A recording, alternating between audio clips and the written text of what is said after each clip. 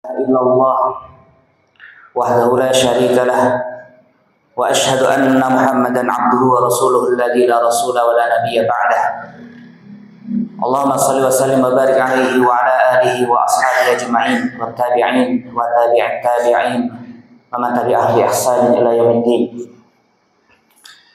قال الله تعالى: أعوذ بالله من الشيطان الرجيم. يا أيها الذين آمنوا اتقوا الله وكونوا مع الصادقين. وقال رسول الله صلى الله عليه وسلم: رأس الأمور الإسلام وعموده الصلاة وذروة سنمه الجهاد في سبيل الله. Bapak Ibu sidang jamaah salat subuh yang dirahmati oleh Allah Ta'ala, juga seluruh sahabat semuanya, alhamdulillah kita bersyukur kepada Allah atas segala nikmat yang Allah berikan kepada kita. Salam dan salam semoga Allah limpahcurahkan kepada junjungan kita Rasulullah Muhammad sallallahu alaihi wasallam, kepada keluarga, sahabat dan seluruh pengikutnya yang setia, dan semoga Allah memberikan kita taufik serta pertolongan agar dapat mengikuti jalan beliau sallallahu alaihi wasallam, hidup di dalam sunnah dan kelak dimatikan oleh Allah dalam keadaan memegang sunnah beliau sallallahu alaihi wasallam. Izinkan sebelumnya terutama kepada para asatidzah yang hadir di tempat ini, juga kepada para ayah kami, mohon izin untuk duduk sesaat lebih tinggi. Hadirin yang dirahmati oleh Allah Ta'ala, ini acaranya mungkin lebih kepada syukuran dengan Allah memberikan kita kesempatan untuk melihat banyak kemenangan di beberapa titik negeri Syam. Sebenarnya bukan hanya di negeri Syam, termasuk ada satu lagi tapi kurang terekspos. Ada satu kemenangan besar juga kaum muslimin itu di Sudan. Di Sudan juga sama, kaum muslimin juga mendapatkan kemenangan yang besar. Berhadapan dengan milisi mulhid atau milisi zindik ya. Di Sudan ini sebenarnya nggak kurang-kurang juga peristiwa yang di sana itu juga terjadi sangat besar sekali, dan kaum muslimin di sana juga dalam 1 tahun terakhir itu mendapatkan ujian yang sangat besar, sehingga puluhan ribu kaum muslimin juga insya Allah syahid di sana. Dan dalam bulan ini saya mendapatkan berita yang menggembirakan karena tentara Sudan dalam hal ini yang disokong oleh para mujahidin, mereka mendapatkan kemenangan yang besar. Dan ini tentu saja seperti menggenapkan banyak kemenangan yang lain. Baik, pagi ini kita berbicara tentang al-intisar ya, tentang kemenangan. Tentu saja nuansanya harus nuansa-nuansa yang penuh semangat, nuansa yang juga penuh dengan antusiasme. Bapak Ibu yang dirahmati oleh Allah Ta'ala, bermula tentu saja dari Suriah yang dari akhir tahun kemarin betul-betul membuat gegap gempita di banyak, bukan hanya di banyak tapi di seluruh dunia. Bagi yang sudah mengikuti Suriah sejak lama pasti tahu bagaimana dinamika yang terjadi di sana. Rangkaian kisah yang sangat panjang yang terjadi di Suriah, dimulai dari tahun 2011 ya, pasca terjadinya Arab Spring atau musim semi Arab yang mana banyak menggulingkan para tirani Arab, tetapi hampir semuanya gagal. Hampir semuanya gagal. Dan akhirnya hampir semuanya gagal, hampir semuanya redup. Suriah masih bertahan dan akhirnya Allah berikan futuhat di akhir perjalanan. Tahun 2011, 2012 saya masuk ke sana 2013. Jadi dari 2013 itulah maksudnya saya menyaksikan secara langsung apa yang terjadi di Suriah, yang mungkin selama itu saya juga hanya bisa mendengar dan melihat lewat internet. 2013, 2011, 2012 itu saya masih posisinya ada di jauh di ujung Maluku Utara sana, di daerah Halmahera Timur, karena di sana ada tugas dakwah. Jadi waktu itu sesekali mendapatkan akses berita internet bahwasanya ada terjadi namanya revolusi, ya, revolusi yang terjadi di Suriah. Kemudian dengan segala euforianya waktu itu, karena euforianya bagi yang mengikuti tentang Suriah awal-awal ini kan luar biasa sekali. Isu yang diangkat itu bukan hanya sebatas tentang revolusi yang terjadi di sana.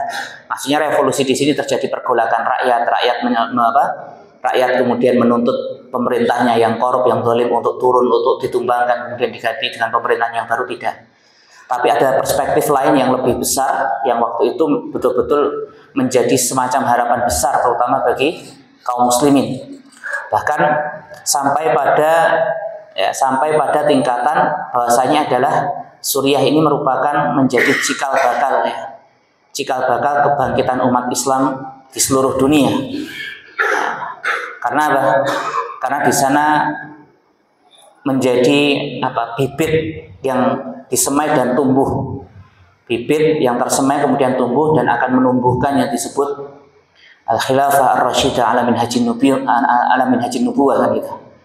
Jadi akan bangkitnya kembali kekhilafahan yang lurus di atas manhaj kenabian.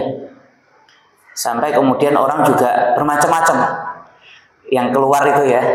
Rasanya di sana ada khilafah rasyidah, kemudian juga mulai ada desas dan desus gitu. Bahasanya Al-Mahdi sudah keluar ya, sebentar lagi akan dibaiat, kemudian akan muncul dan diuber-uber gitu. Dan larilah ke negeri Syam, sementara di Syam ini terjadi pergolakan untuk apa? Dalam rangka untuk menyambut datangnya Al-Mahdi. Dalam rangka menyambut datangnya Al-Mahdi berikut panglimanya, yaitu Isa bin Maryam. Jadi euforia itu betul-betul mempengaruhi, bahkan jangankan kok yang di Solo sini ya, yang di Jawa, bahkan sampai ya itu tadi, sampai saya yang berada di Maluku dengan akses terbatas, listrik itu cuma setengah hari, internet itu setengah mati juga di sana, sinyal juga setengah mati, itu saja mendapatkan berita itu juga mengalami euforia yang luar biasa. Sampai akhirnya waktu itu diberikan ilham bahasanya atau taufik oleh Allah Ta'ala. Jadi di akhir 2012 itu enggak tahu, tiba-tiba itu saya seperti fokus saja. Jadi berdoa itu betul-betul fokus. Allahumma balighni ya Allah sampaikan saya, ya Allahumma balighni ardhal jihad ya di Syam, ardhal Syam ya, ardhal jihad war ribat ya. Dua waktu itu saya hanya berdoa dua, atau ardhal jihad yaitu Afghanistan. Ya Allah, saya tuh pengen dua saja. Sampaikan saya ke bumi jihad, kalau nggak ke Syam ya ke Afghanistan. Udah dua. Jadi ya pokoknya saya nggak ngerti bagaimana cara atau ceritanya, tapi waktu itu betul-betul seperti dituntun untuk berdoa itu hari-hari, berdoa itu saja. Sampai betul-betul jaluk itu nanan gitu. Mintanya kepada Allah itu beneran, ya Allah sampaikan saya ke bumi jihad. Kalau nggak ke Afghanistan, ke bumi Syam. Ke bumi Syam. Karena waktu itu mengalami euforia. Setelah itu 2012 pulang ke Jawa, maksudnya setelah bertahun-tahun meninggalkan orang tua, pulang ke Jawa, pulang ke rumah, maksudnya mengunjungi bapak ibu. Ya rencananya balik lagi ke sana karena di sana ada amanah dakwah. Cuma setelah pulang kan akses berita itu semakin deras gitu. Kita melihat banyak perkembangan karena waktu itu 2012 itu lagi gagah-gagahnya mujahidin sana. Jadi akses beritanya itu menyenangkan semua. Sana menang, sini menang ya. Hari-hari itu kita melihat kemenangan para pejuang. Tambah semangat itu. Sampai akhirnya Allah pertemukan saya dengan seorang ustaz Al-Akh Al-Karim ya, Fakih Yazid At-Tamimi di Malang ya, Fakih Yazid At-Tamimi ini putranya Ustadz Yazid At-Tamimi, alumni Afgan. Nah, kemudian saya diberikan kontak beliau, ngobrol waktu itu. Kemudian waktu itu beliau sedang melakukan perekrutan untuk pemberangkatan relawan ke Suriah. Sopo ngerti dari bejane kan gitu. Saya datangi dengan skill yang sangat-sangat minim sekali. Saya ditanya waktu itu, akhirnya diwawancara, Esan, antum bisa ini. Wah. Hampir semua jawabannya itu saya nggak bisa. Bisa bahasa Inggris pasif, bahasa Arab pasif. Bisa nyetir mobil nggak bisa saya. Bisa apa naik motor ini laki-laki koplingan saya juga nggak bisa. Bisa ini nggak bisa. Cuma waktu itu saya hanya mengatakan saya itu bersemangat gitu saja. Nah gimana ceritanya beliau itu khilaf, saya diterima.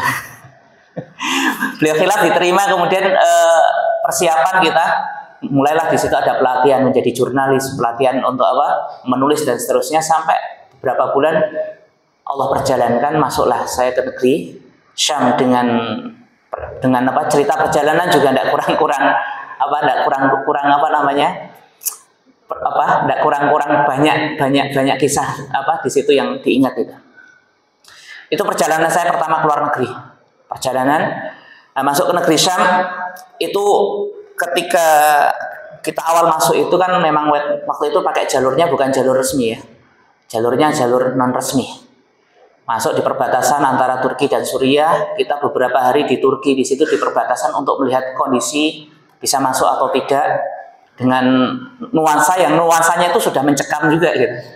Sampai akhirnya malam-malam Abu Amr namanya dari Banias. Beliau mengatakan, "Ihsan, ayo siap-siap tuh, saya berdua. Siap-siap kita berangkat masuk ke Suriah." Itu dak-dikduk kan. Apa ya antum masuk ke sini? Saya dimasukkan, tapi bukan dimasukkan wah, dimasukkan ke mobil tapi bukan mobil biasa, dimasukkan sayur, mobil sayur. Saya masuk di box sayur, ditumpuk sama tomat macam-macam di situ. Dimasukkan ke situ. Udah itu udah begitu kan ya mobil box ditutup langsung hilang kan. Udah taunya ini enggak tahu dibawa kemana, mau dijual juga enggak tahu. Kita taunya yakin saja orang ini orang baik dan akan menyampaikan kita ke negeri yang kita sudah tuju. Perjalanan yang beberapa lama, beberapa jam melewati jalan yang sangat buruk. Itu jelas jalan itu buruk karena aku nggak karu-karan tuh. Jalurnya udah nggak karu-karan. Itu yang jelas di dalam itu guncangan luar biasa. Sampai akhirnya mobil berhenti beberapa kali karena masuk di checkpointnya orang-orang Turki itu diperiksa, dilihat, diraba-raba otomat. Silakan, bablas itu. Masuklah kita di sebuah tempat namanya Ainul Bayda. Nah di situ disambut dan saya mendapatkan pemandangan yang luar biasa, pemandangan yang hanya saya bisa lihat sebelumnya itu cuma lewat berita-berita saja. Disambut dengan siapa? Disambutlah di situ mujahidin lengkap semua di situ mujahidin lengkap di situ dengan apa? Dengan senjatanya maksudnya.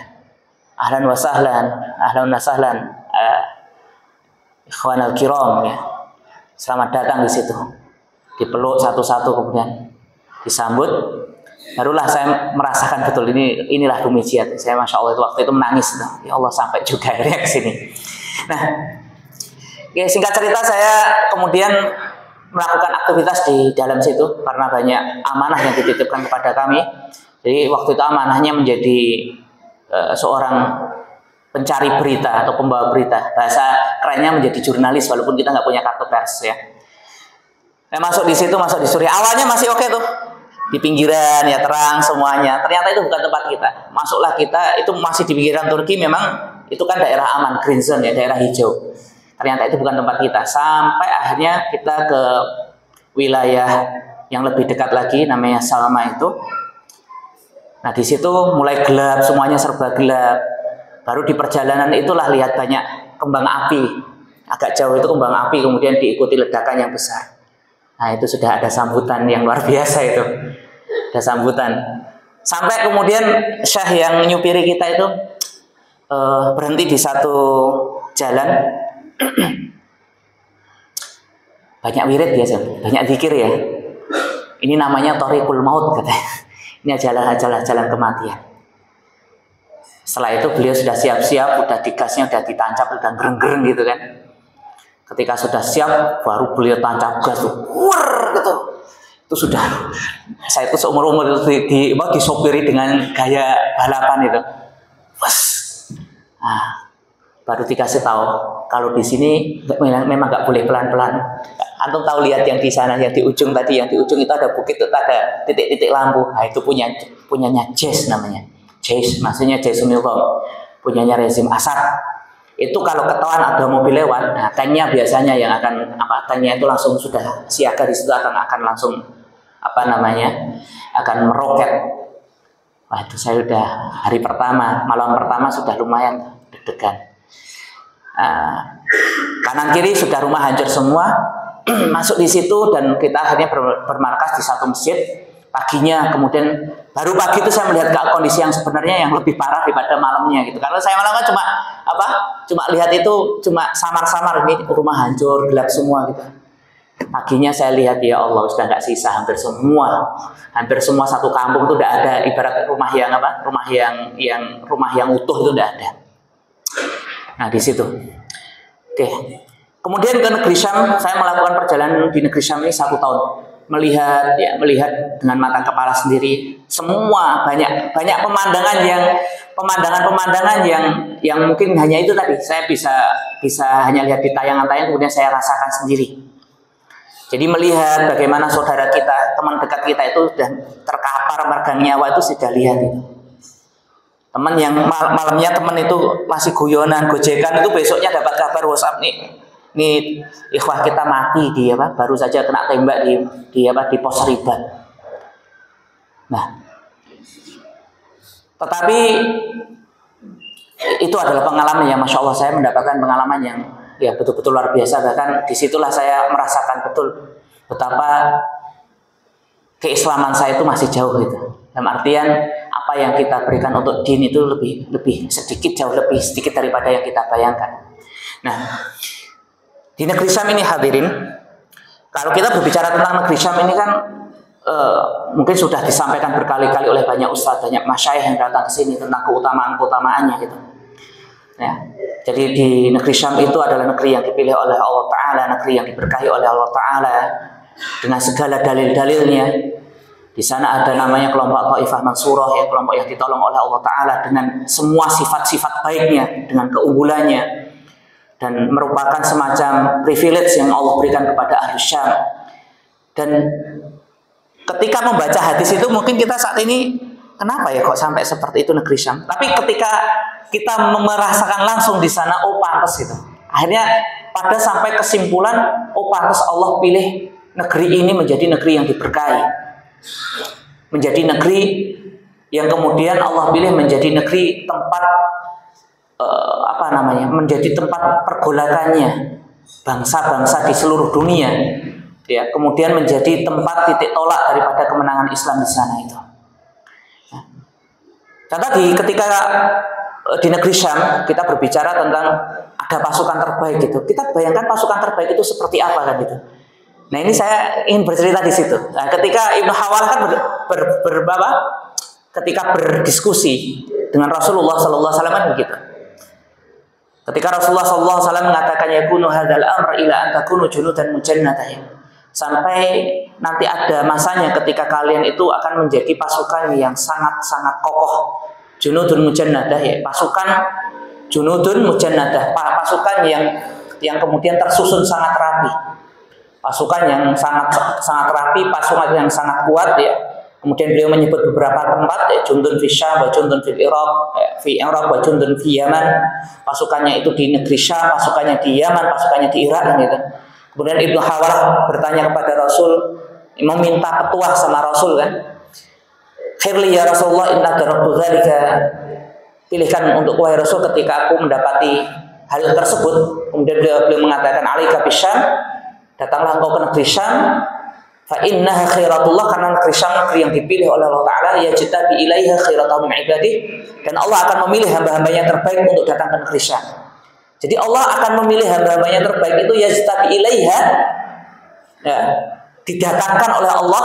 Jadi bukan hanya orang Syamnya sendiri, bahkan orang-orang yang terbaik dari seluruh dunia pun akan Allah kumpulkan di negeri Syam. Nah, yang pertama, saya melihat orang-orang negeri Syam ini mereka memang terpilih gitu ya, terutama menjadi Taifah Mansurah, mereka yang kelompok yang dikatakan zahiratun, ya, kelompok yang zahirah. La tazalu min ummati taifatun, ya, taifatun zahiratun, taifatun mansurah, ya, atau taifatun mansurin. La tazalu min ummati taifatun zahirina al-haq, mereka itu terus eksis di atas kebenaran. Zahir itu berarti menang di atas kebenaran. Dalam kalimat yang lain, mansurin, mereka senantiasa ditolong oleh Allah Ta'ala. Ya. Kemudian juga dikatakan yuqatiluna 'alal haq, mereka terus berperang di atas kebenaran. Sampai nanti datangnya Dajjal, mereka akan menjadi kelompok yang akan memerangi Dajjal. Jadi kelompok ini akan senantiasa ada, bahkan saking hebatnya kelompok ini terjaga keberadaannya terus-menerus, dan akhirnya menjadi menjadi pasukan yang dipilih Allah Ta'ala untuk menyertai Al-Mahdi, untuk ikut dalam perang Malhamah Kubro, kemudian juga untuk ikut memerangi Dajjal berikut pasukannya dari kaum Yahudi Asfanya 70.000 itu. Nah, kelompok ini yang dikatakan oleh Rasulullah SAW itu, kemudian dalam hadis kan ada hum ahlul gharb, mereka ini penduduk sebelah barat, yaitu barat maksudnya itu baratnya Hijaz, baratnya Mekah Madinah itu kan Syam. Kemudian mereka ini ahli Syam, mereka penduduk negeri Syam. Nah, pantas mereka mendapatkan kemenangan tersebut. Jadi ketika saya mendapati kondisi yang ada di negeri Syam tersebut, ya saya lihat betapa mereka ini orang-orang yang memiliki kesabaran yang sangat tinggi, memiliki kesabaran yang sangat tinggi. Nah, contohnya beberapa kali saya kan diminta ikut gitu ya, karena menjadi seorang jurnalis berarti harus menulis apapun yang bisa ditulis gitu. Maka saya meminta kepada beberapa ikhwah di sana, nanti kalau ada jadwal ribat di sana saya mau ikut. Nanti tolong lagi kalau ada yang di sana jadwal saya mau ikut. Beberapa kali saya diajak masuk ke medan ribat itu untuk melihat sendiri bagaimana kondisi mereka. Datang di sebuah tempat namanya Nuqtah Ribat, itu namanya Kafr Ajus. Itu sebuah titik ribat yang jaraknya nggak sampai 1 kilo, cuma ratusan meter dari antara titiknya mujahidin sama titiknya para pejuang. Saya waktu itu hanya berangkat berlima. Itu bahasa mereka ini akhtar muqatir ribat. Di titik ini, di pegunungan ini adalah salah satu titik ribat yang paling berbahaya. Saya ditanya, beneran antum mau ikut? Nggak apa-apa, saya mau ikut. Beneran mau ikut? Nggak apa-apa, saya mau ikut. Saya pengen ngerti. Ya selain pengen ngerti berarti juga pengen dapatlah bagian-bagian itu. Nah, orang kita kecipratan pahala ribat ini kan saya juga tahu betapa besarnya pahala ribat di jalan Allah itu. Akhirnya menjelang maghrib itu kita berangkat. Udah bawa roti, bawa kentang, bawa macam-macam itu. Akhirnya masuk di sebuah desa yang sudah hancur total. Kita sudah naik bukit itu, saya sudah terengah-engah kan. Saya tunggu sebentar, saya ambil nafas dulu.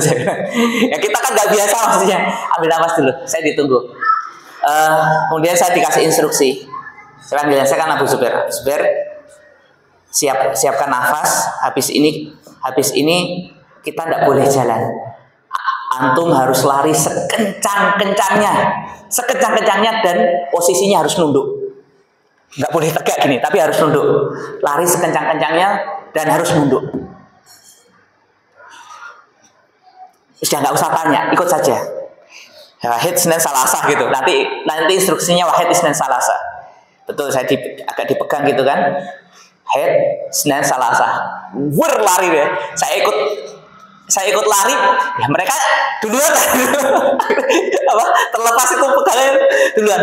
Saya lari itu udah tengah itu sambil kan udah agak gelap gitu kan, sambil melihat itu. Pokoknya lari udah nabrak apapun ngikuti mereka. Dan hanya jarak nggak pakai menit, hanya hitungan detik. Oh itu ternyata itu di belakang itu proses tuh di berondong. Itu maksud saya, makanya kamu harus lari gitu ya. Itu kenapa kita harus lari? Karena mereka ini ngerti jadwal ribatnya para mujahidin jam sekian itu, mereka tahu sekitaran gitu. Maka mereka akan melakukan Dhorb aswa'i. Mereka akan melakukan tembakan secara acak. Gitu. Kemudian saya beberapa malam di situ ya, saya melihat kondisi, maksudnya para murabit atau para mujahid di garis depan itu, subhanallah ya, memang kenapa pahala jihad itu besar ya, pahala ribat itu sangat besar di sisi Allah Ta'ala. Disitulah saya kemudian betul-betul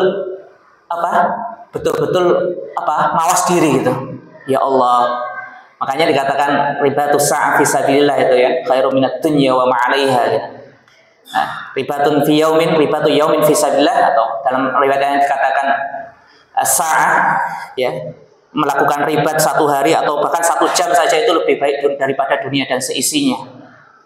Ya, saya melihat tuh para mujahidin yang mereka bergantian tertidur dalam kondisi ya tidurannya apa tuh? Mereka bersandar di batu-batu gitu, kemudian dengan tikar-tikar pipis usang. Kalau pipis ya pipisnya susah, kemudian makannya itu seadanya. Saya ikut ribat tuh makanya itu apa? Roto itu ya, roti kering itu kadang cuma diolesi sama zaitun. Udah diolesi zaitun dan mereka makan itu. Kemudian hidup di bawah cekraman apa? Kematian. Dalam artian ini udah dihadap-hadapan sama musuh. Kadang udah mereka kan nembakkan asal aja gitu. Makanya kita harus posisinya apa? Posisinya itu bukan posisinya harus nyari di balik batu gitu. Di balik batu, rongga-rongga batu tidak bisa dalam posisi terbuka. Nah, kemudian saya mendapati orang-orang seperti ini, makanya saya lihat seperti orang di Gaza ya, seperti para mujahidin di Gaza di Suriah itu. Dan mereka menjalani itu semua bukan cuma sehari seperti kita kemah-kemah gitu kan, mukhayyam gitu sehari, 2 hari, 3 hari mukhayyam, bawa sudah macam-macam, bawa biskuit itu kan enak ya, sambil lihat pemandangan. Itu enggak. Mereka melakukannya bertahun-tahun. Mereka bertahun-tahun. Itu pun kadang itu sering-sering apa? Mereka itu tidak selamat juga gitu. Tiba-tiba titik ribat mereka diketahui musuh, disergap oleh musuh, selesai.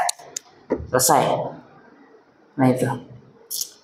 Dan kemudian setelah perjalanan yang panjang itu kemudian Allah berikan kemenangan sekarang seperti di Suriah. Di Suriah ini juga kemenangan yang sangat besar. Saya katakan syukuran betul misal kemarin di Suriah itu. Jadi tahun 2012 itu lagi mujahidin lagi jaya-jayanya. Mereka banyak mendapatkan wilayahnya Asad itu diambil alih. Kemudian terjadi fitnah 2012, 2013 waktu saya di sana. Kemudian apa? Terjadi perang antar faksi. Terjadi perang antara faksi itu, rame-ramenya ISIS itu. Rame-ramenya ISIS luas deklarasi di sana. Jadi 2012 itu masih itu kan ISIS ada di situ kan, masih di situ juga. Ya kita tetanggaan sama mereka itu udah biasa. Hari ketemu saya assalamualaikum udah biasa. Puncaknya 2012 itu kan, kemudian mereka melakukan deklarasi 2014, mereka deklarasi dan terjadilah apa yang terjadi. Yang awalnya mereka itu satu tempat ribat itu bersama-sama, akhirnya tembak-tembakan. Masa kelam jihad Suriah itu dimulai, perang antar faksi, antar kelompok jihad. Wah itu tidak karu-karuan tuh fitnahnya itu. Fitnahnya yang di sana, fitnahnya yang di Indonesia gitu. Akhirnya sampai teman saya jadi korban.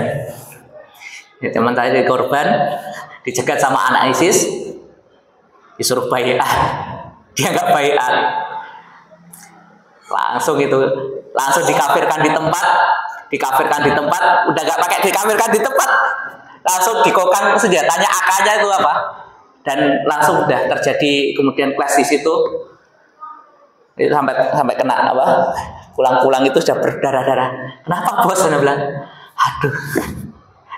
Bedil-bedilan karo bocah ISIS ya. Karena apa diminta bayar. Biuh karena. Habis itu terjadilah apa yang terjadi, fitnah yang luar biasa. Akhirnya apa terjadi kecurigaan, bunuh-bunuhan. Itu sudah tingkatnya udah bunuh-bunuhan itu. Sampai 2014 jatuh banyak wilayah, jatuh satu persatu, perebutan. Itu sudah nggak kondusif. Itu sudah bunuh-bunuhan itu sudah nggak kondusif semua. Kemudian 2014 saya balik ke Indonesia dan program masih jalan di sana, kita masih jalan, program di sana masih jalan, kita masih masih ngurusin, maksudnya banyak program masih kita lakukan sampai akhirnya mungkin jenengan juga tahu 2019 ya, 2018-19 Asad ini ngundang konconya, yaitu siapa? Bestinya itu Rusia masuk. Mujahidin dah habis-habisan di situ. Ghouta jatuh, Aleppo jatuh. Itu hari-hari cuma nangis tok isinya itu saya itu. Aleppo jatuh, semuanya wilayah yang pernah dikuasai Mujahidin jatuh satu persatu. Tinggal nyisakan Idlib saja. Sempat kita mendapatkan kemenangan besar, Idlib itu sempat bahagia, tapi akhirnya Juga Rusia dengan mesin perangnya membuat mujahidin akhirnya terpaksa mereka mundur dari banyak tempat. Wilayah-wilayah yang diduduki mujahidin, termasuk markas saya diambil sama Rusia. Markas saya di Latakia, tempat saya yang ada di di Idlib yang berdekatan dengan Hama itu diambil semua. Dan subhanallah, itu hari-hari cuma nangis saja pokoknya. 2019 kemudian surut, pertempuran itu terjadi kecil-kecilan. Saya sampai akhirnya mengatakan pada diri saya ini, kelihatannya sampai saya mati ini Suriah ini nggak bakal menang, ini bakal panjang ceritanya. Soalnya apa? Yang dihadapi oleh mujahidin Ahlus Sunnah ini bukan satu kekuatan, bukan cuma Bashar al-Assad, tetapi di backup oleh kekuatan yang sangat besar, yaitu Rusia, mesin perangnya dunia. Siapa yang nggak ngerti Rusia gitu? Ya, salah satu produsen mesin pembunuh massal di dunia kan Rusia.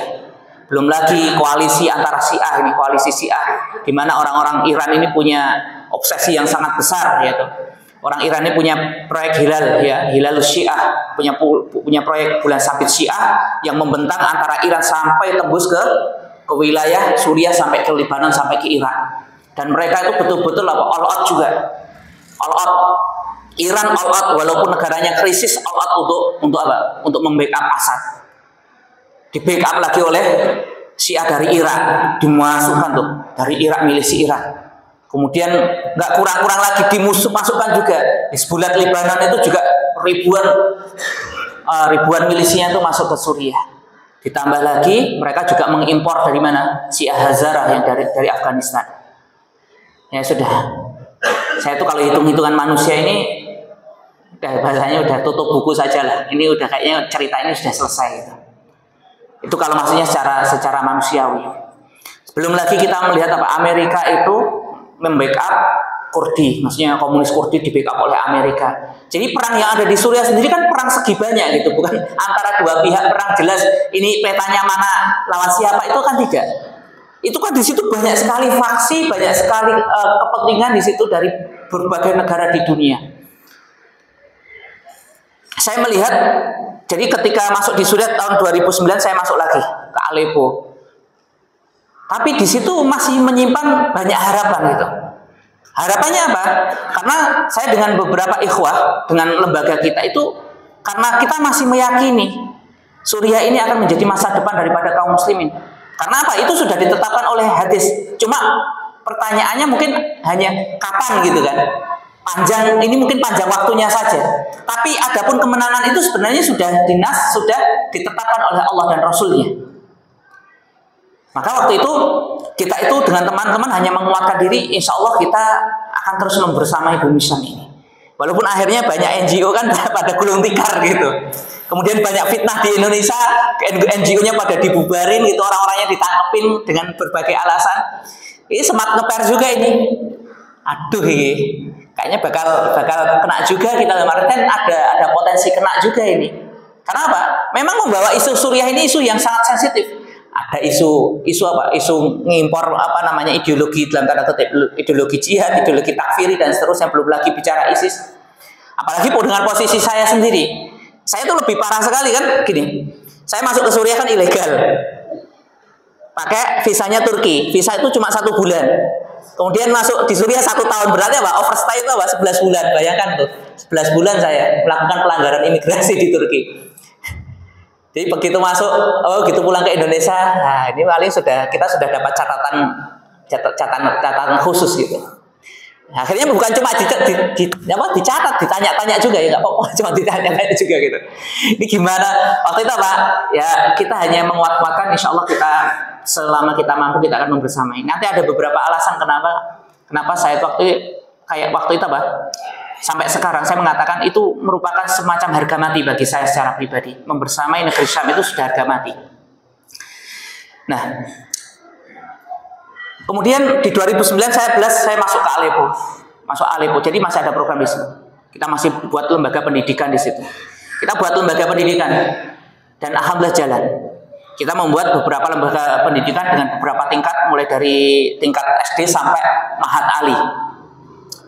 Jadi dan kita setiap tahun dengan teman-teman itu membuat daurah syariah itu, daurah syariah daurah Quran itu setiap tahun paling tidak itu ada 1.000 peserta setiap tahun. Setiap tahun itu 1.000 anak-anak penghafal Quran itu di madrasah yang kita kelola. Kemudian madrasah yang biasa itu kemudian dengan izin Allah Ta'ala itu menjadi salah satu madrasah terbaik di wilayahnya Mujahidin, menjadi madrasah percontohan. Saya bisa semangat itu karena apa? Karena itu tadi saya menyaksikan dengan mata kepala sendiri bagaimana orang-orang Syam ini mereka itu betul-betul memperjuangkan agama Allah dengan sebaik-baiknya. Termasuk saya melihat anak-anaknya, bahkan anaknya, kaum wanitanya pun seperti itu. Ini sudah saya sering ceritakan. Anak-anak Suriah itu hadirin. Jadi di tengah-tengah perang seperti itu, ya mereka mungkin sudah antum melihat. Itu yang pola yang sama yang terjadi antara Suriah dan Gaza itu apa? Keterikatan mereka penduduk Syam ini apa? Keterikatan mereka dengan Quran itu sangat tinggi sekali. Keterikatan mereka dengan Quran itu tinggi sekali. Makanya saya mendapatkan kayak anak-anak itu, ya saya ceritakan di kamp pengungsian, yaitu ya di kamp pengungsian anak-anak yatim yang ya namanya yatim, tapi yatimnya khusus. Yatimnya ini anak-anak yang ayahnya itu meninggalnya itu di medan jihad. Jadi anak yatimnya syuhada, khusus anak yatimnya syuhada itu ditempatkan di satu tempat khusus di kamp Ummahatul Mukminin, kamp Ummul Mukminin. Karena di situ anak-anak ini dengan ibunya, dengan janda-janda syuhada di situ mereka kemudian mendapatkan tempat dan mendapatkan mungkin juga kebutuhan mereka. Nah, kemudian kita punya program di situ, punya dokter yang ada setiap bulan itu secara berkala kita datang ke sana untuk memberikan layanan medis. Kemudian ya saya cuma bagian jepret-jepret sama bagian nulis-nulis. Nah, itu kan saya pernah ceritakan. Jadi anak-anak yatim ini saya tahu kondisinya. Campnya lumayan tapi tidak bisa juga dibilang sangat bagus, namanya kemah pengungsi di mana-mana. Kemah pengungsi kan satu petak seperti itu kan. Nah, anak-anak yatim ini kan ya saya ceritakan ya. Paling kalau kita menghibur anak yatim ya saya bagian trauma healing. Padahal yang trauma bukan mereka, yang trauma saya sebenarnya. Jadi kita semacam bikin trauma healing gitu. Bikin trauma healing itu, tapi di hari itu yang membuat yang harusnya healing itu saya. Akhirnya saya yang trauma di hari pertama itu. Ya trauma healing bahasanya. Jadi anak-anak ini kan kita kumpulkan hadirin, ya mereka ini kita kumpulkan untuk biasanya ya saya minta mereka membaca surat-surat pendek, ya Iqra surah Madah, ya, baca ini tahu hadisnya atau tidak. Nah, anak-anak ini kemudian setelah itu ya kemudian kita kasih manisan, kita kasih biskuit, kita kasih permen lah kurang lebih, bawa biskuit itu. Biskuit berapa puluh, satu tas besar itu kemudian kita kasihkan. Nah, kan kemudian ada beberapa anak yatim ini kan datang. Mereka kan sudah tahu nama saya kan, Abu Zubair. Paman, bisa minta bantuannya nggak? Bisa. Belum dapat kamu. Kalau belum dapat itu masih ada itu. Kamu ambil saja. Enggak. Kita ini bukan minta itu, kita sudah ambil tadi. Terus minta apa? Paman nanti kalau kesini maksudnya di tempatnya Paman Abu Zubair punya mushaf. Nanti kalau punya mushaf tolong bawa ke sini. Mushaf. Minta mushaf untuk apa ya? Kami di sini pengen menghafal Quran tapi nggak ada mushaf. Tolong nanti kalau ke sini bawakan mushaf. Nah, disitulah saya itu semacam langsung shock betul gitu. Jadi ini Masya Allah ini bocah-bocah yang minta Quran. Kemudian kan ya itu tadi pikiran saya kan pikiran saya kan ya anak ini kan harusnya minta yang lain aja, minta biskuit lah, minta uang atau minta apalah yang kira-kira bisa menempa kehidupan mereka. Mereka minta Quran. Itu saya sampai semalaman itu saya tuh itu kayak ya mungkin karena melihat seperti itu terpengaruh sekali dengan omongan mereka itu. Semalaman seperti menangis saja udah. Semalaman itu menangis. Kemudian saya datang kembali memberikan Quran. Kemudian saya mendapatkan lagi sama di kamp pengungsian itu saya diajak. Saya melihat anak-anak dengan ya kayak TPA itu tapi anak-anak pengungsi. Mereka kumel bau dan tanda kutip nggak ada air, kumel bau. Mereka menghafal Quran. Kemudian sampai juga ya itu ada anak-anak yang 2019 saya ke Aleppo juga sama. Saya diajak untuk menghadiri haflah menghafal Quran itu juga sama. Jadi anak-anak kamp pengungsi beberapa puluh itu mereka itu menghafal Quran tuh mungkin betul-betul mungkin. Mereka menghafal Quran, menghafal beberapa kitab-kitab matan-matan ilmiah itu mereka hafalkan. Terus akhirnya satu anak itu ada videonya, itu masih ada di videonya sama saya. Satu anak saya ambil, kemudian saya ajak ngobrol gitu. Lalu saya baca Quran ini mau jadi apa? Mau jadi muhandis, mau jadi insinyur. Nggak jadi ulama, nggak jadi syekh saja. Kok malah jadi insinyur? Sudah selesai hafalan Qurannya malah jadi insinyur. Berapa tahun? 2 tahun. Dari keinginan pribadi atau orang tua ya, saya pengen menghafal Quran dan kemudian disokong oleh orang tua. Saya bayangkan anak-anak di kamp pengungsian kan jenengan ini sebagai penyemangat untuk anak-anak kita juga. Di kamp pengungsian itu kan kondisinya kan ekstrim sekali. Kalau musim dingin tuh sampai 0 derajat, kalau di musim panas sampai 45 derajat. Dengan kehidupan yang nggak bisa dibayangkan kalau kita itu, kalau kemah ya kita kemahnya kan sehari 2 hari kan enak, ini bertahun-tahun di situ. Kurang nutrisi, kurang macam-macam. Tapi mereka selesaikan itu hafalan Qur'annya dengan baik dan mungkin dan semangatnya luar biasa. Nah, terus saya tanya, jadi muhandis pengen jadi apa? Pengen ngapain kok jadi muhandis? Dia mengatakan uridu bina'a biladi.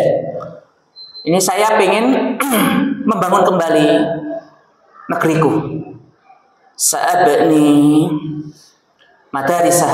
Saya akan bangun kembali madrasahnya, wa masajidah. Saya bangun lagi masjidnya, saya bangun kembali taman-taman dan jalan-jalannya katanya. Masya Allah. Anak SD bilang gitu. Saya pengen jadi insinyur sipil untuk membangun negerinya yang hancur berantakan. Wa Qur'anuka. Terus Qur'anmu mau apa gitu. Qur'anmu mau kamu apakan gitu. Bi Qur'ani sa'bani jili. Dengan Quran yang saya pelajari, yang saya hafalkan ini, saya akan bangun generasiku. Generasiku akan kubangun dengan Quran dan negeriku akan kubangun dengan ilmu teknikku. Bocah saya bilang sampai Masya Allah, ini bocah beneran. Anak kecil bisa ngomong seperti itu. Dan itu sama, persis pola. Antum kalau biasa mengikuti berita di Gaza, Palestina, terutama berkaitan tentang halaqah Quran mereka, itu persis seperti apa yang saya juga dapatkan di Suriah. Jadi mereka itu, Quran itu betul-betul menghidupkan jiwa mereka, menghidupkan semangat mereka gitu. Dan seperti ketika anak kemudian kena bom, contohnya kena bom, mereka terluka. Kita juga dapatkan hal yang sama di Gaza, di Suriah. Ketika anak-anak ini tidak mau dirawat, contohnya ketika mau dijahit tidak ada anestesia, apa yang mereka lakukan? Sama menghafal Quran. Dijahit sambil murojaah hafalan Qurannya sambil dijahit itu, sampai dijahit itu sampai berlumuran darah itu, dalam kondisi berlumuran darah Pak. Mereka itu dengan apa? Dengan Qurannya. Jadi kalau kita berbicara faktor kemenangannya ya, faktor kemenangan yang ada di Gaza dan Suriah, di bumi Syam ini, keterikatan mereka dengan din ini sangat luar biasa ikhwah. Keterikatan mereka dengan din di Camp Khan Yunis sebelum peperangan ini, belum 1 bulan. Saya melihat beberapa akhwat, di situ ada tayangannya, beberapa akhwat itu berjalan berkilo-kilo sampai kemudian kumpul sekitar 700 akhwat penghafal Quran. Untuk mereka itu setoran Al-Quran 30 juz dalam sekali duduk di Khan Yunis. Di kamp pengungsian mereka jalan berkilo-kilo Untuk apa? Untuk setoran hafalan Qurannya. Kalau saya membacakan Qurannya sama lah dengan kita. Qurannya sama, mushafnya sama, bacaannya sama, tapi nilainya berbeda. Jadi faktor inilah yang kemudian harusnya menjadi perhatian lebih dari kita. Makanya waktu itu saya bersemangat sekali dengan teman-teman itu apa? Kita harus punya saham untuk apa? Untuk kemenangan Islam di akhir zaman. Itu salah satunya apa? Dengan mendidik para penghafal Quran yang ada di bumi Syam. Karena apa? Kualitas penghafal mereka itu tidak seperti yang kita bayangkan di Indonesia seperti ini.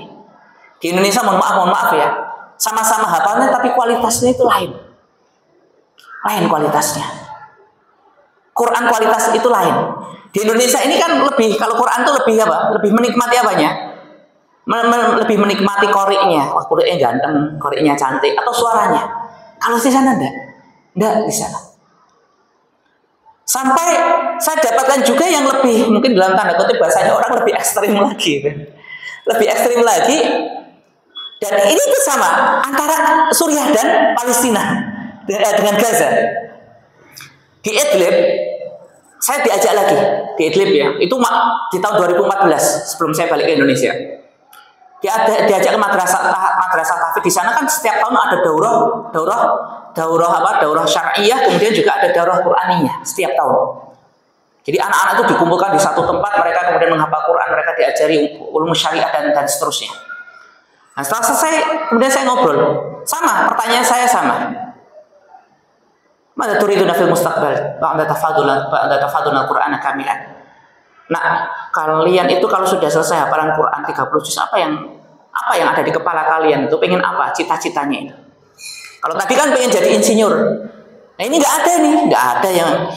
ada yang mengatakan uridu an akuna muhandisan atau menjadi tayyaran, menjadi pilot, menjadi tobiban, menjadi tabib, menjadi dokter dan seterusnya, itu enggak ada.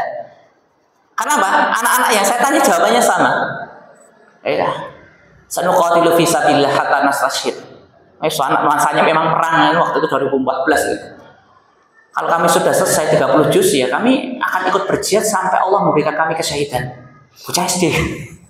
Sampai Allah memberikan kami syahadah hatta nastashhid.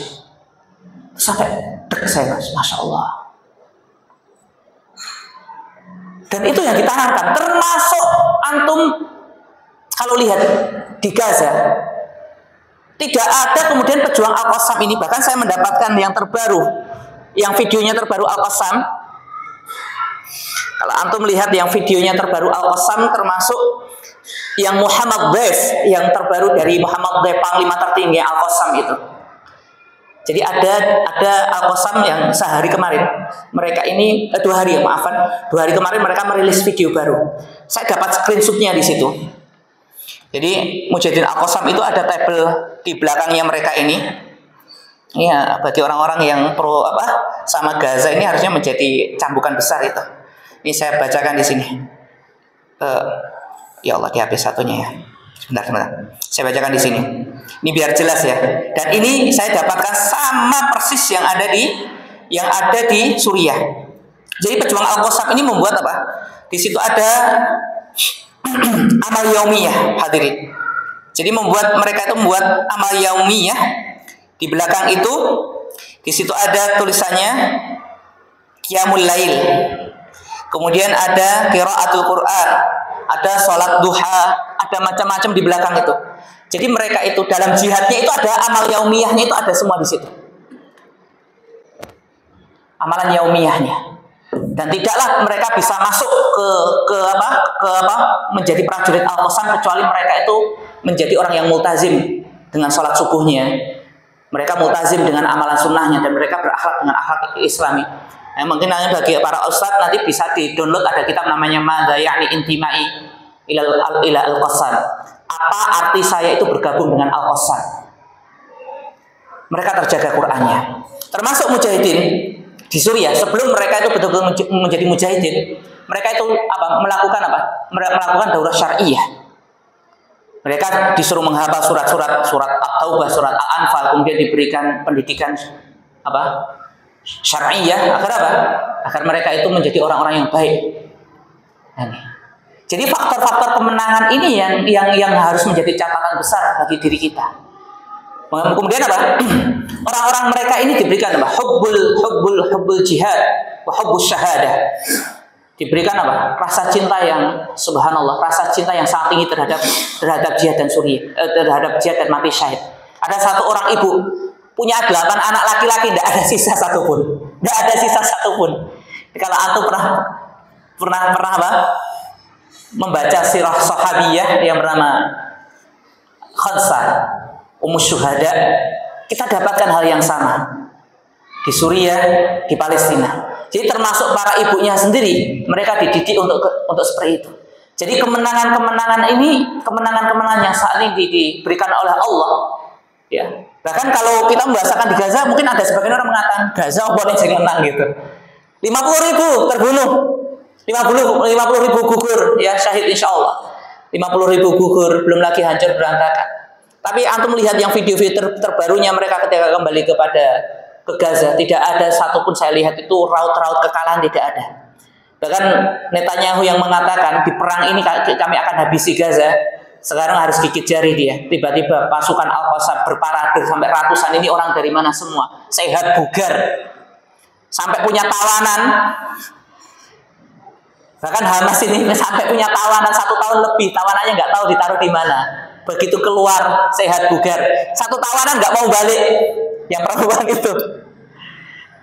Jadi apa? Ketika ada barter tawanan itu yang satu itu mengatakan, saya jangan balik dulu ke rumah, mungkin yang lain saja dulu, saya betah di sini. Sampai yang cewek itu akhirnya kesengsem sama Al-Qassam. Itu gimana ceritanya? Jadi kalau kemenangan Suriah kan jelas, mereka mendapatkan tamkin. 10 hari ketika mereka melakukan operasi Rad'ul Udwan, pertempuran menghalau serangan itu mereka mendapatkan tamkin karena apa? Bisa menggeser Bashar Assad dan bisa menguasai Suriah dalam waktu yang sangat cepat. Dan itu adalah apa? Tamkin ini benar-benar tidak diprediksi sama sekali oleh orang-orang, termasuk saya sendiri.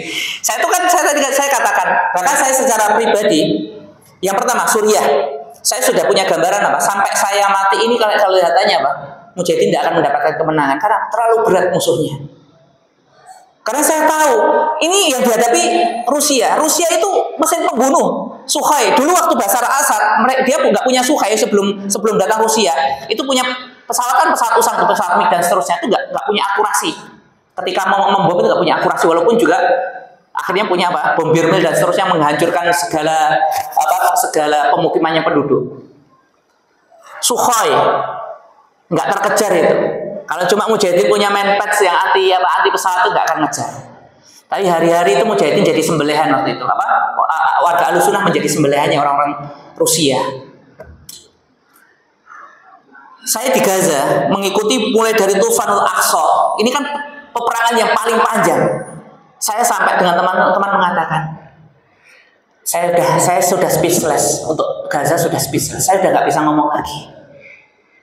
Hari-hari kita lihat, ya Allah, hari-hari itu anak-anak yang sehari itu 100 mati ya, 100 mati, 200 mati.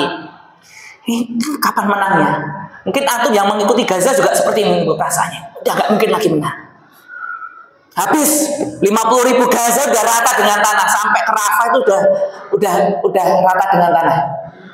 Tiba-tiba Mujahidin dalam hal ini Al-Qassam. Tapi di sini saya melihat rilisan-rilisan Mujahidin itu bahkan mereka itu belum kehilangan ruh, semangat sedikit pun. Sampai akhirnya Allah mengambil salah satu komandan tertingginya, Yahya Sinwar. Saya begitu melihat tayangan Yahya Sinwar, syahidnya beliau insya Allah itu di situ ada semacam bahan bakar yang membuat saya berkobar-kobar lagi. Dan itu menjadi bahan bakar untuk pejuang yang lain. Bayangkan panglima tertinggi yang dituduh oleh Zionis, dia melarikan diri, bahkan dituduh oleh sebagian kaum muslimin ya, yang membenci Hamas itu dia ingin mencari selamat sendiri, kemudian dia gugur di garis depan, itu timbul semangat kembali. Kemudian saya buka kembali ceramah-ceramahnya Syekh Ahmad Yasin, Syekh Sholah Syahadah, Syekh Abdul Aziz Al-Rantisi. Saya akhirnya melihat, dan semua komandan mereka hampir semua syahid insyaallah. Insyaallah ini enggak kalah. Belum lagi kita berbicara tentang hadis Rasulullah SAW. La tazalu min ummati ta'ifat dhahirina al-haq. Gak mungkin kalah, karena apa? Dikatakan oleh Rasulullah, dhahirina al-haq, mereka akan tegak di atas kebenaran, wa qahirina ala aduwihim, dan mereka akan bisa menekuk, mengalahkan musuh-musuhnya. Sabda Rasulullah gak mungkin salah. Cuma ini waktu saja. Di Suriah seperti itu. Rad'ul Udwan, saya ngikuti terus Suriah. Yang pertama, awalnya itu kan satu bulan sebelumnya, Al-Jawlani, Ahmad Asy'ara itu kan dia melakukan muktamar begini. Melakukan muktamar, dia ngomong itu di hadapan mustami', tapi jangankan saya, mereka pun yang di depan mukanya Jawlani sendiri juga kelihatannya nggak bakal yakin. Dia mengatakan wallahi ra'aitu bi'ainayya gitu. Dia mengatakan seperti itu. Demi Allah saya melihat dengan mata kepala, saya merasakan melihat seakan-akan melihat dengan mata kepala saya. Seakan-akan kita sudah akan apa? Kita sudah berada di kota Damaskus. Orang juga orang itu nggak akan sama sekali mikir ini cuma omong-omong buat membesarkan hati. Gak mungkin. Karena apa? Posisinya mujahidin cuma di Idlib. Sekalinya perang dar habis itu selesai. 1-2 mati kemudian selesai. Cuma perangnya itu perang kecil. Setelah 2019 tidak ada perang yang besar. Karena apa? Mujahidin ketika waktu itu melakukan namanya malhamah Ghazwatul Halab al-Kubra, perang Aleppo yang besar itu kan gagal. Bahkan beberapa kali mujahidin menggedor posisinya rezim itu sampai berminggu-minggu itu tidak tembus. Karena mereka, maksudnya kita hitung-hitungan matematika memang nggak mungkin. Terus saya ikuti Rabiul Udwan. Kemudian saya ikuti lagi. Loh, kok sampai ke sini? Kok sudah mendekati ke Aleppo? Terus hanya selesai berapa hari? Loh, kok tembus sampai ke kota Aleppo? Kota Aleppo kan nggak pernah tembus sebelumnya. Di situlah saya bilang, ada apa gerangan? Ada apa gerangan? Saya tuh masih bertanya-tanya. Sampai akhirnya mujahidin dari Aleppo kemudian tembus sampai ke Damaskus, kan itu alurnya itu dari Idlib ke arah Ma'rad Nu'man. Ma'rad Nu'man itu pertempuran berminggu-minggu. Mujahidin sampai akhirnya kalah. Ke Khan Shaykhun itu satu tempat, Khan Shaykhun itu saya pernah di sana. Itu saya juga nangis tuh pas jatuhnya tuh, dihabisi sama Rusia waktu itu pakai bom kimia. Rusia masuk, termasuk bom kimia masuk di situ, terompak masuk bom fosfor. Sampai ke Khan Shaykhun, sampai ke kota Hama yang belum pernah tersentuh sama sekali. Di situ saya tuh betul-betul kayak apa? Kayak mimpi, betul-betul hidup di dalam mimpi. Ya Allah, saya hanya mengatakan ya Allah. Pokoknya setiap malam itu saya cuma mengupdate berita sampai jam 1 sampai jam 2 gitu. Saking berita itu cepat sekali. Kok secepat ini? Sampai akhirnya Allah menganugerahkan Damaskus dan Futuhat. Bashar Asad keluar. Saya tanya sama teman, akhirnya dengan syekh kita di Suriah. Kita telekonferensi kan dengan syekh. Saya coba ceritakan gimana itu ceritanya kok bisa membebaskan Damaskus. Ya akhi, jangankan ente, anak saja gak masuk di pikiran anak itu. Beliau yang hari-hari di situ, ini gak masuk. Karena antum tahu itu mujahidin cuma mempersiapkan pertempuran itu 6 bulan ke depan. Itu pun hanya untuk persiapan, bukan ke kota Aleppo, untuk membebaskan Rif, Aryaf, Halab, untuk membebaskan pinggiran kota Aleppo. Itu target 6 bulan ke depan dari bulan November. Dan Allah ketika memberikan kejutan yang besar, itulah cara Allah. Bahkan tidak terbesit kepada kepala hamba-hambanya. Pun yang terjadi di Gaza, saya bahkan sudah mengatakan ini kalau kelihatannya bakal habis Gaza, hitungannya bakal habis. Karena selesai, Ismail Haniyah terbunuh, Syekh Aruri terbunuh kan, kiadanya Hamas terbunuh semua kan. Bahkan Yahya Sinwar pun terbunuh. Bahkan Muhammad Dev, panglima tertinggi itu sudah apa?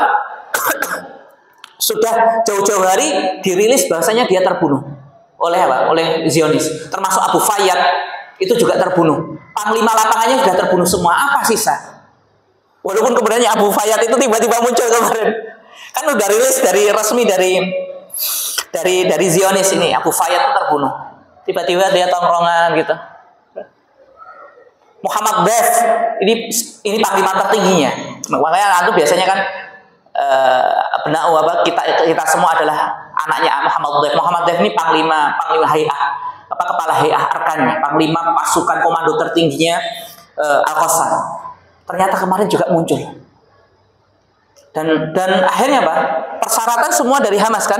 Persyaratan gencatan senjata dari Hamas, termasuk apa? Termasuk Hamas kemudian bisa merilis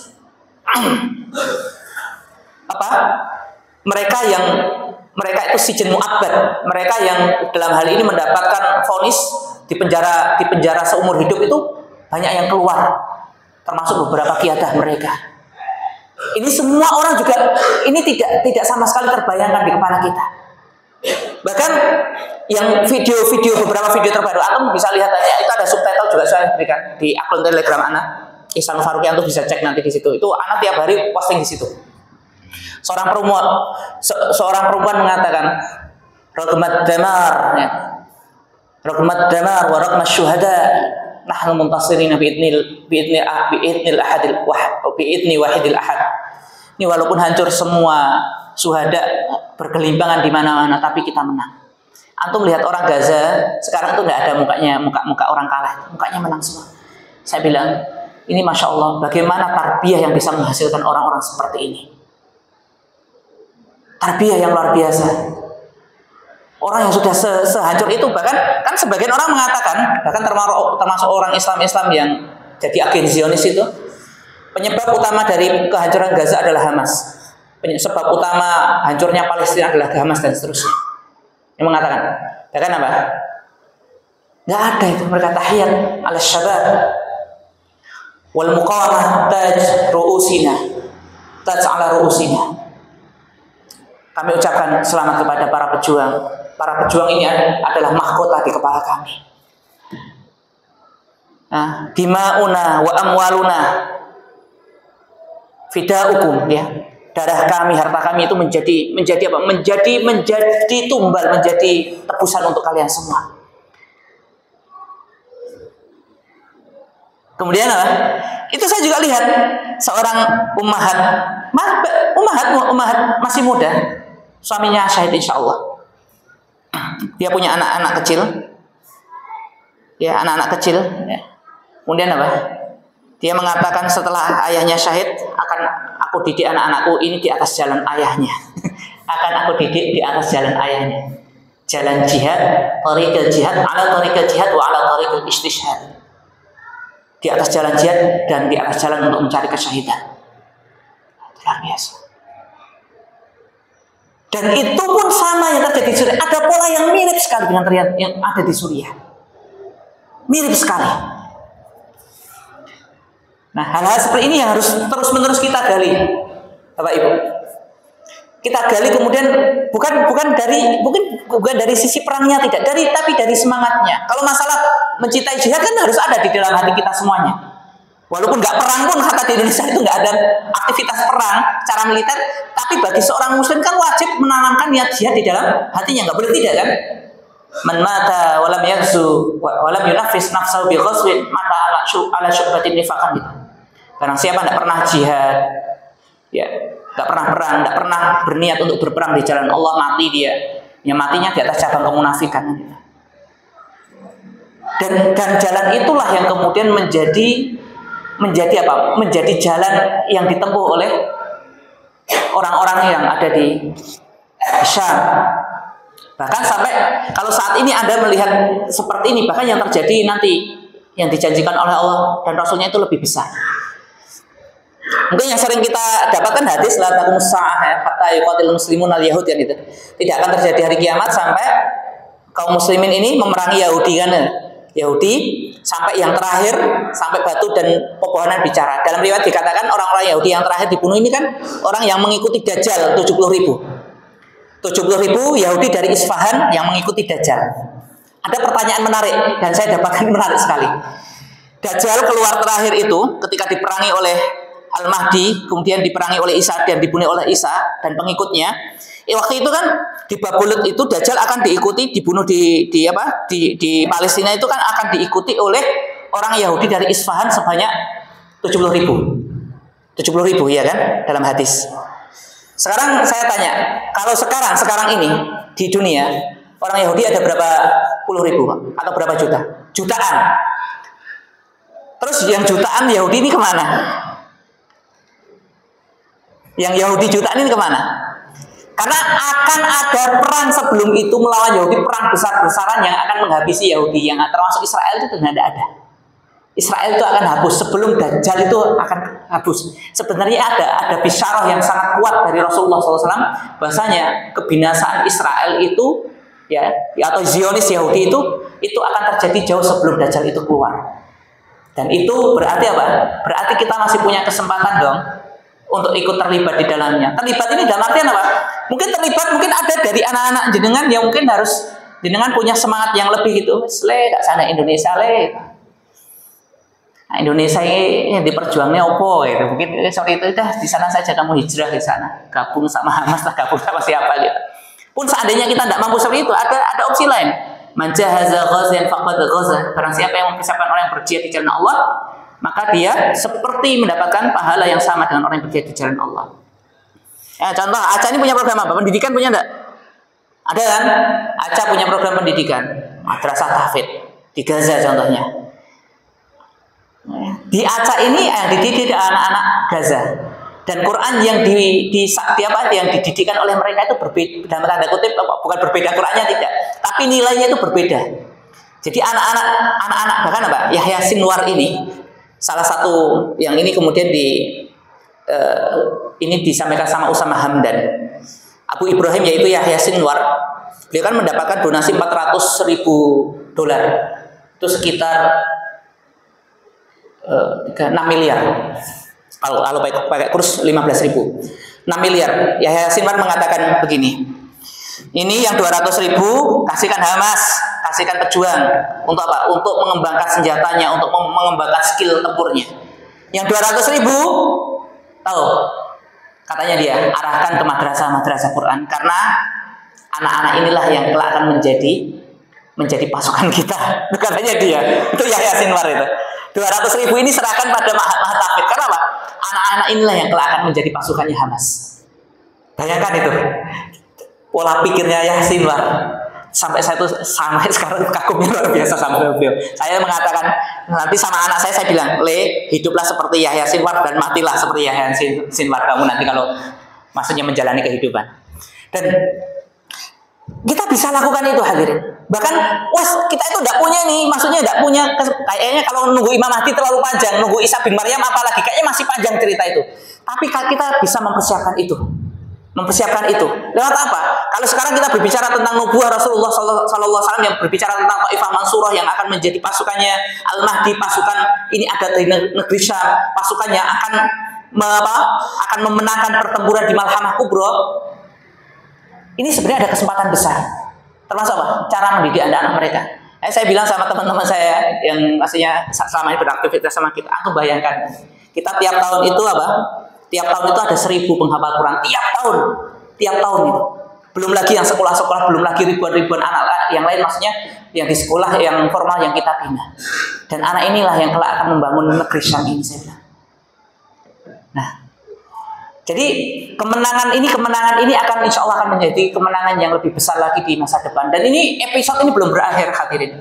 Karena negeri Syam ini sekali lagi, negeri Syam adalah ardul malahim, negeri yang akan penuh dengan gejolak. Jadi kalau sekarang Suriah bukan berarti kita ngarep-ngarep perang, tidak. Suriah sekarang menang. Kan masih ada Zionis di sampingnya itu. Belum lagi Iran itu kan masih dengan makarnya, belum lagi si adik Irak itu dengan makarnya. Ini masih potensi meledos itu masih besar gitu.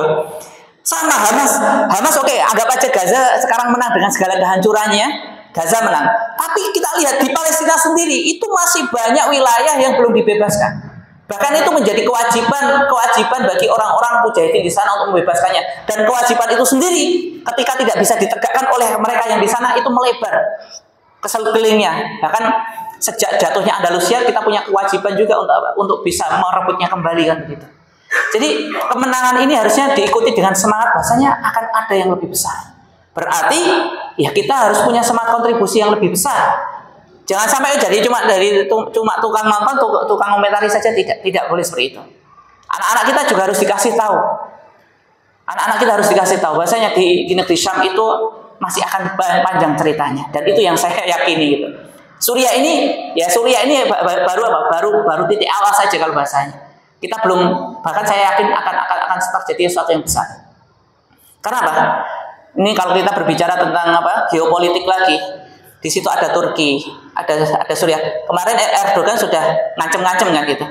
Orang mengatakan Erdogan cuma omong kosong, enggak, Erdogan bukan omong kosong gitu. Antum kalau ngikuti Suriah ini Erdogan bukan omong kosong. Turki itu mengembangkan sekarang menjadi salah satu negara dengan mengembangkan teknik dirgantara paling hebat di dunia. Dia sudah punya Bayraktar, punya drone pembunuh terbaik, salah satu drone pembunuh terbaik di dunia. Termasuk dia sudah membuat pesawat tempur itu generasi kelima. Suriah itu sudah transfer teknologi ke Mujahidin, Turki sudah transfer ke Mujahidin Suriah, transfer teknologi. Makanya antum lihat di pertempuran terakhir di Suriah, Mujahidin sudah tidak melakukan satu pola yang biasanya dipakai mereka. Pola apa? Bom syahid, istishhadi itu kan. Biasanya di tahun 2000 mulai pecah 2012 sampai 2019 itu, sebelum Mujahidin perang besar, kirim itu bom syahid, itu orang di situ yang sudah terdaftar menjadi bom syahid istishhadi itu masuk mobil, boom, mobil kedua, boom, mobil ketiga dan seterusnya sampai akhirnya Pak untuk membuka perang, untuk menghancurkan mental musuh dan menghancurkan benteng itu pakai bom syahid. Tapi selama penaklukan Suriah tidak ada satupun. Kenapa? Mujahidin sudah menggunakan Shahin drone dengan tingkat akurasi yang sangat tinggi. Apa mbok kira itu Mujahidin maksudnya tiba-tiba, walaupun mereka mengatakan masna mahalli, ya, ini produk lokal, tapi apa dikira itu enggak? Di situ ada transfer teknologi dan itulah yang sekarang membuat Zionis ketar-ketir. Ora kira Iron Dome itu bisa kemudian bisa menangkis serangan dari teknologi yang dikembangkan oleh Turki, termasuk yang sudah ditransfer Mujahidin Suriah. Karena apa? Karena Mujahidin Suriah pola pikir mereka itu adalah min huna nabda wa fil aqsa naltaqi. Di sini kita bermula dan di Al-Aqsa kita berjumpa. Dan itulah yang saya sering dengar dari mereka. Jadi pola Mujahidin Suriah walaupun sekarang mereka agak keluar-keluar, itulah yang tertanam di diri mereka. Cuma sekali lagi, apa yang harus kita lakukan? Kita butuh sabar dan berhusnudzon terhadap mereka. Wes ya? Oke. Ya, saya udah lihat di situ. Baik, demikian hadirin, mudah-mudahan apa yang saya sampaikan menjadi semangat untuk kita. Ini bisyara, kabar gembira harusnya menjadi semakin apa? Menjadi semakin kita untuk bersama. Karena apa? Belum selesai, masih panjang ceritanya. Dan antum harus punya semacam apa ya, effort lebih gitu untuk apa? Terutama untuk apa? Untuk peduli terhadap negeri Syam. Kayaknya saya nggak pernah, walaupun disandingkan sama NGO lembaga kemanusiaan, saya nggak pernah ngomong nih tolong dibantu atas dasar rasa manusia. Enggak. Kalau jenengan bantu Palestina, bantu Suriah dan seterusnya, semangatnya cuma satu, dalam rangka manjahaza ghazian faqad ghazah. Barang siapa yang mempersiapkan orang berperang di jalan Allah, maka pahala jihad itu insya Allah akan menjadi milik jenengan. Jadi semangatnya harus ke situ terus. Demikian aku lupa lihat astagfirullah wa ghafurur rahim. Apa? Wah, wes lah. Alhamdulillah, terima kasih.